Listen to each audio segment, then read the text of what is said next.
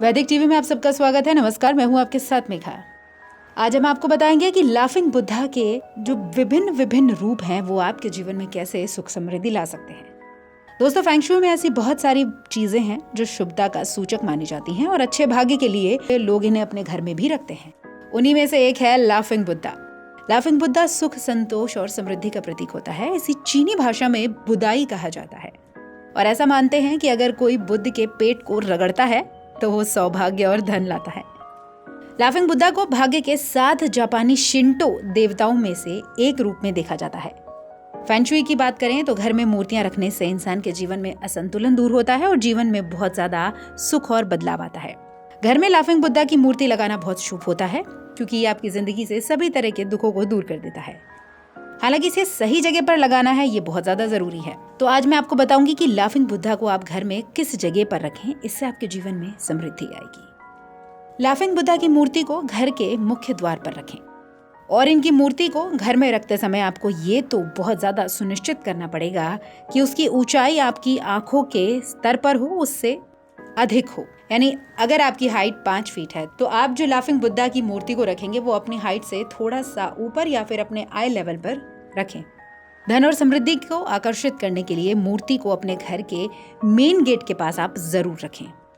Laughing Buddha की ध्यान वाली मूर्ति को आप स्टडी रूम में रखें। शांतिपूर्ण जीवन जीने के लिए ध्यान की अवस्था में लाफिंग बुद्धा की मूर्ति आप अपने घर पे लाएं और ऐसा करने से आपको अपने जीवन में किसी भी तरह के तनाव से मुक्ति मिल जाएगी। अगर आप चाहते हैं आपका बच्चा बहुत अच्छा पढ़े तो ऐसी सिचुएशन में आपको जो लाफिंग बुद्धा की मूर्ति है वो ध्यान वाली अवस्था वाली लानी चाहिए, यानी जिसमें लाफिंग बुद्धा ध्यान की मुद्रा में बैठे हों।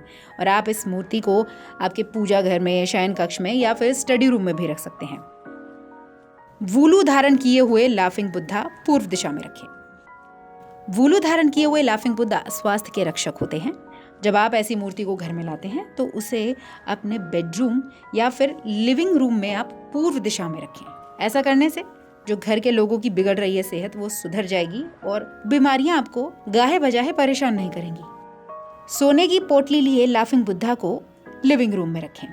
अगर बेहतरीन वास्तु सुझावों की बात करी जाए तो उसमें लिविंग रूम में ऐसे लाफिंग बुद्धा को रखना है जो सोने की पोटली अपने हाथ में लिए हुए हैं। आपके और आपके परिवार के सभी सदस्यों की खुशी और सौभाग्य के लिए इस तरह के लाफिंग बुद्धा को घर में रखना बेहद कारगर माना जाता है। लाफिंग बुद्धा की इस मूर्ति को अपने लिविंग रूम में रखकर आप घर की नेगेटिव एनर्जी को दूर कर सकते हैं। और अगर मूर्ति गोल्डन कलर में है तो ये तो फिर सोने पे सुहागा हो जाता है। ड्रैगन कछुए पर बैठे लाफिंग बुद्धा को ऑफिस के डेस्क पे रखें।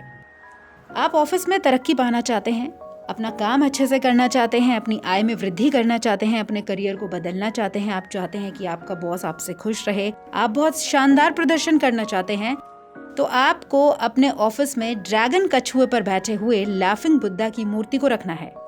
इस तरह की मूर्ति शक्ति और ताकत का प्रतीक होती है। लाफिंग बुद्धा इन स्थानों पर रखने से बचें। अब जानते हैं आपको लाफिंग बुद्धा कौन से ऐसे स्थान हैं जिन पर नहीं रखना है।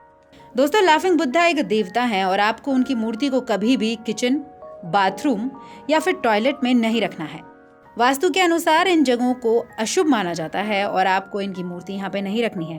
और गलती से कभी आप रखते भी हैं तो फौरन उसे वहां से उठा लें। आपको कभी भी मूर्ति को अपने घर के फर्श पर भी नहीं रखना है। ये नहीं कि आप मूर्ति खरीद के लाए, पहले फर्श पे टिका दी फिर जगह पे रख दी, ऐसा आप बिल्कुल मत करें। दोस्तों, ये सभी जानकारी विभिन्न आलेखों के आधार पर ली गई है। चैनल इनकी सत्यता पर कोई प्रकाश नहीं डालता। वैदिक टीवी में इतना ही। नमस्कार।